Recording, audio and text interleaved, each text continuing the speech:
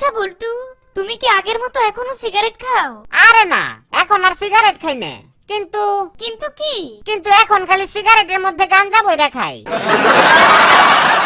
আচ্ছা বল্টু, জানিস ইদানিং আমাকে কোনো ছেলেই ভালোবাসে না। আমি ডাকলেও কেউ আমার দিকে ফিরেও তাকায় না। ও তাই নাকি? তাইলে আমি তোরে ভালো একটা আইডিয়া দিতে পারি, যেটা কাজে লাগাইতে পারলে সবাই তোর জন্য পাগল হয়ে যাইবো। ও তাই বুঝি?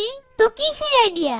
যদি তোর রূপ দেখে কেউ না আসে, তবে ময়দা মাখো রে। আচ্ছা বল্টু, সত্যি তুমি আমাকে অনেক ভালোবাসো তো? হ্যাঁ, অবশ্যই ভালোবাসি। তো কতটা ভালোবাসো আমাকে? এই তো সকিনে, জরিনা আর মর্জিনারে যতটুকু ভালোবাসি তার চেয়ে বেশি ভালোবাসি তোমারে। কি ব্যাপার বল্টু, তুমি ওই লোকটার বউয়ের দিকে এরকম বাজে ভাবে তাকিয়েছিলে কেন?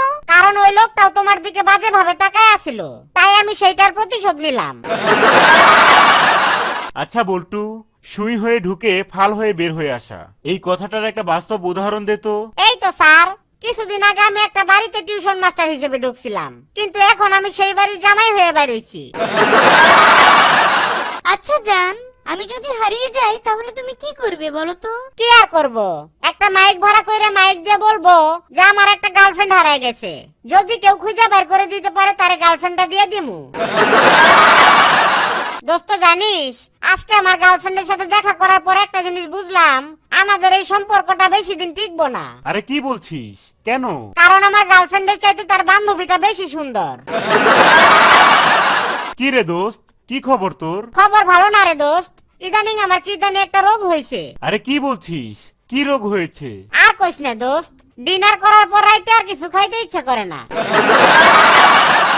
আচ্ছা জান, তুমি আসলে চাঁদের মতো সুন্দর। ও তাই নাকি জান? Thank you so much.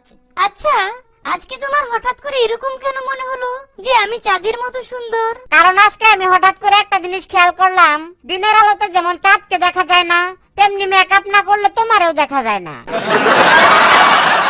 আচ্ছা টুনি, আই লাভ ইউ, আমি তোরে অনেক ভালোবাসি। কি বললি হারামজাদা?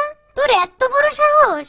তোকে এমন জোরে একটা থাপ্পড় মারবো না যে এক থাপ্পড়ে পৃথিবীর বাইরে গিয়ে পড়বি। ও তাই নাকি? তাইলে একটু আস্তে মারিস, কারণ আমার শুধু আমেরিকা পর্যন্ত গেলেই চলবো।